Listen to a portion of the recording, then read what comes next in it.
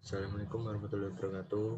Kami akan mempresentasikan hasil kelompok kami yang beranggotakan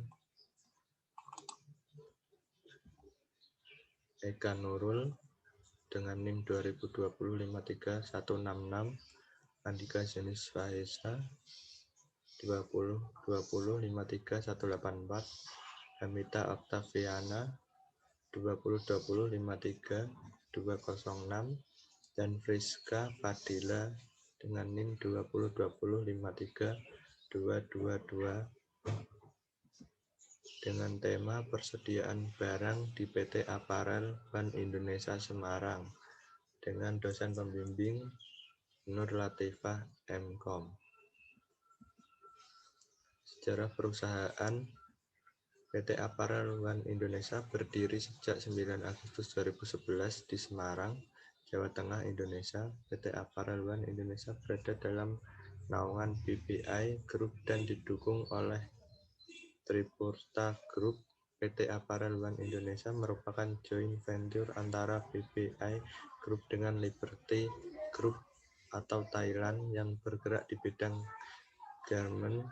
Apparel Bank Indonesia memulai bisnis dengan kategori produk tote jacket, t-shirt, sweatshirt, pants, and fashion melalui produksi tahun 2011 dengan fokus produksi pada sportwear and fashion dengan order dari Adidas Jerman. Berikut merupakan logo dari PT Apparel Bank Indonesia. Perusahaan ini berlokasi PT Apparel Bank Indonesia terletak di kawasan Berikat Rukti Mukti Bawana Blok B5 Jalan Semarang, Kendal, kilometer 12, Randu Garut, Tugu, Kecamatan Tugu, Kota Semarang, Jawa Tengah dengan kode pos 50181. Kemudian presentasi saya akan diteruskan oleh Eka. Oke, langsung saja di sini saya akan menjelaskan tentang visi dan misi. Visi yaitu to be a world-class company drug quality and service for partnership, yang artinya adalah menjadi perusahaan kelas dunia melalui kualitas dan pelayanan untuk kemitraan seumur hidup. Visinya yaitu misinya yaitu committed company with asset and caring people in providing apparel product to stakeholders, yang artinya sebuah perusahaan berkomitmen dengan selamat, dengan semangat, dan kepedulian orang dalam menyediakan produk pakaian untuk pemangku kepentingan. Selanjutnya ada struktur organisasi di PT Apparel One. Yang pertama ada CEO, kemudian HR Corporate, dibantu dengan FA atau ICT Corporate, kemudian COO.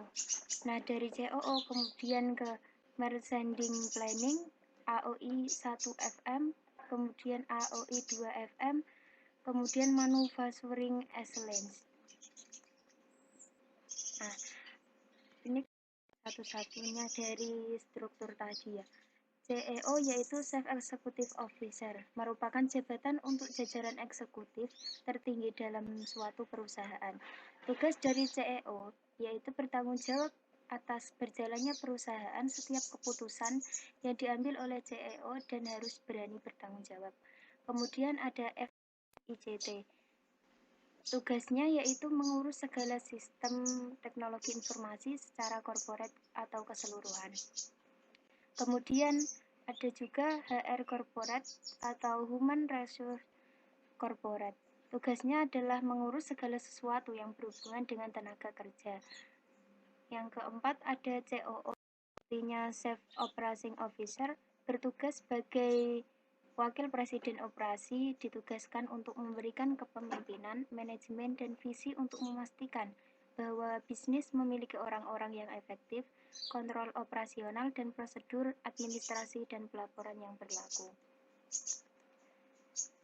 Kemudian Merchandising Planning, yaitu tugasnya untuk mendevelopment produk sebelum barang turun ke produksi dan memastikan setiap pos memiliki stok yang cukup sesuai dengan standar yang berlaku. Kemudian yang AOI 1FM, tugasnya adalah mengelola manajemen pabrik dari semua bagian yang ada di AO11.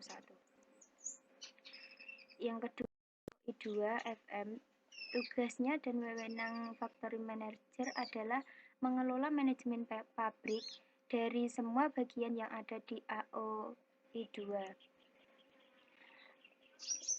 Kemudian manufacturing excellence bertugas membuat dan mengevaluasi visual management, line balancing, line measure, dan layout pabrik. Aktivitas perusahaan berdasarkan hasil wawancara oleh karyawan PT Apparel One Indonesia. Aktivitas perusahaan dibagi menjadi 3. Yang pertama yaitu produksi, seperti halnya perusahaan manufaktur yang lain. Dalam kegiatan produksi, PT Apparel One Indonesia membagi menjadi 3 kegiatan, yakni mengolah bahan baku, mengubah barang mentah menjadi barang setengah jadi dan barang jadi. Yang kedua ada penjualan. Pada kegiatan penjualan dilakukan berdasarkan pesanan dalam nota sebagai tanda terima penjualan yang diisi konsumen sesuai dengan produk yang dipesan. Yang ketiga ada pembukuan.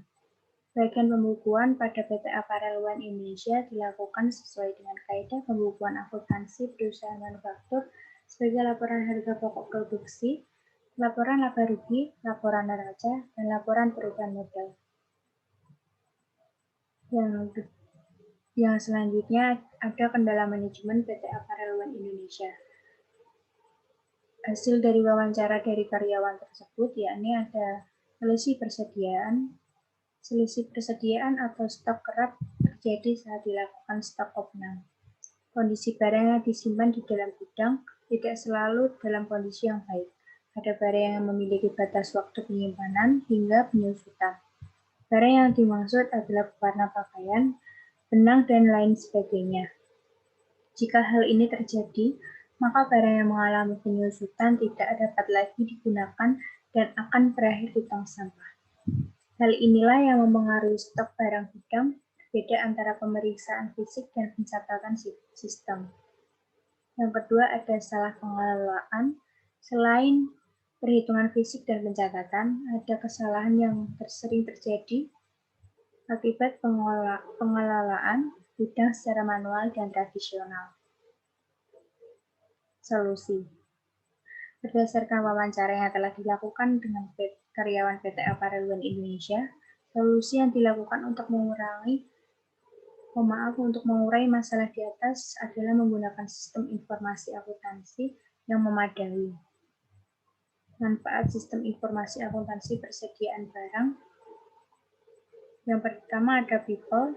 Penggunaan sistem informasi PT Apparel Indonesia adalah bagian persediaan barang dan penjualan.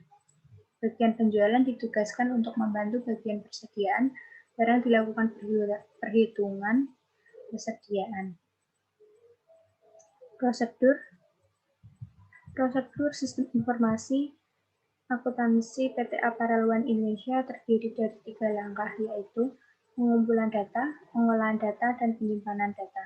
Nah, selanjutnya akan dilanjutkan oleh teman saya. Baik, di sini saya akan melanjutkan. Yang ketiga ada data. Ada 3 macam data bahan baku yang menjadi persediaan PT Apparel One Indonesia, yang meliputi bahan mentah, bahan setengah jadi, dan bahan jadi. Yang keempat ada software. Perangkat lunak yang digunakan pada sistem informasi PT Apparel One Indonesia adalah aplikasi Share Enterprise. Yang kelima ada internal control and security. Pengendalian internal pada sistem informasi akuntansi persediaan pada PT Apparel Indonesia adalah Departemen Persediaan Barang. Keamanan yang dilakukan untuk melindungi sistem adalah menggunakan password login. Perubahan organisasi dan kebijakan manajemen. Perubahan organisasi. Berdasarkan keterangan informan, Perbedaan organisasi antara sebelum dan sesudah menggunakan sistem informasi shared enterprise ada di bagian persediaan barang. Menurutnya, setelah menggunakan aplikasi shared enterprise, ada pengurangan karyawan di bagian gudang karena pekerjaan telah di-cover oleh aplikasi shared enterprise. Kebijakan manajemen. Melihat manfaat dari sistem informasi akuntansi menggunakan aplikasi shared enterprise, manajemen PT Apparel One Indonesia mendukung menggunakan sistem informasi di bidang yang lain. Hal ini merupakan dukungan dari manajemen untuk mempermudah pekerjaan di PT Apparel One Indonesia. Kesimpulan dan penutup. Kesimpulan. Berdasarkan uraian di atas, dapat disimpulkan bahwa sebelum menggunakan aplikasi Share Enterprise, PT Apparel One Indonesia mengalami masalah dalam persediaan barang, di antaranya selisih persediaan barang dan pengolahan barang.